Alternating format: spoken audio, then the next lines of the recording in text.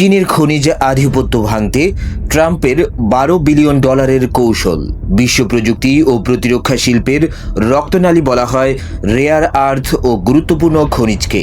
আর এই খাতে দীর্ঘদিন ধরে চীনের একচেটিয়া প্রভাব ভাঙতেই বড় সিদ্ধান্তের পথে হাঁটছে যুক্তরাষ্ট্র। মার্কিন প্রেসিডেন্ট ডোনাল্ড ট্রাম্পের প্রশাসন প্রজেক্ট ভল্ট নামে একটি বিশাল কৌশলগত ভান্ডার গড়ার পরিকল্পনা নিয়েছে। লক্ষ্য একটাই, চীনের উপর নির্ভরতা কমানো এবং ভবিষ্যতের যে কোনো সরবরাহ সংকটে মার্কিন শিল্প খাতকে সুরক্ষিত রাখা। ব্লুমবার্গের প্রতিবেদনে বলা হয়েছে এই প্রকল্পের মোট তহবিল হবে প্রায় $12 বিলিয়ন।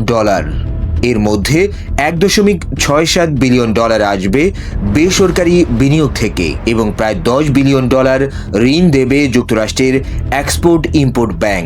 এই অর্থ দিয়ে যুক্তরাষ্ট্র বিপুল পরিমাণ গুরুত্বপূর্ণ খনিজ কিনে মজুত করবে, যাতে গাড়ি নির্মাতা, প্রযুক্তি কোম্পানি ও প্রতিরক্ষা শিল্প ভবিষ্যতে কোনো আকস্মিক সংকটে থমকে না যায়। বিশেষজ্ঞদের মতে এই উদ্যোগ শুধু অর্থনৈতিক নিরাপত্তার প্রশ্ন নয়, বরং এটি যুক্তরাষ্ট্রের ভূ রাজনৈতিক শক্তি বাড়ানোর একটি বড় চাল।